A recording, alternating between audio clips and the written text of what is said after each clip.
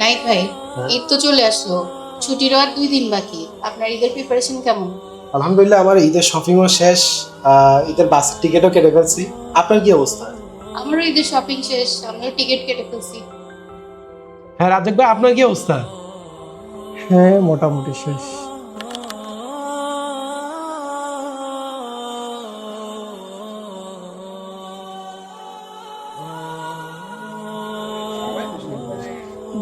Shopping সেই shopping করেছে, অনেক শপিং।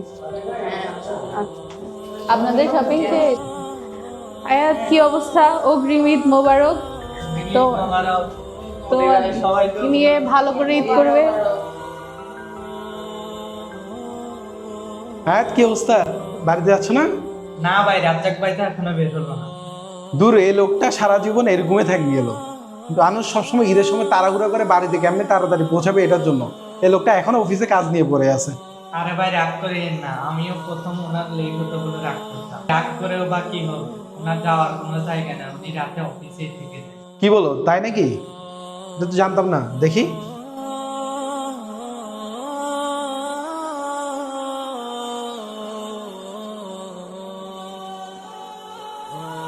আরে রাজেক ভাই, বাড়ি যাবেন না?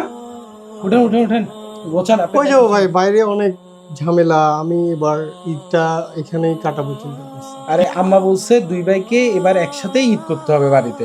চলেন উঠেন উঠেন, দুই ভাই একসাথে ঈদে যাবো, চলেন।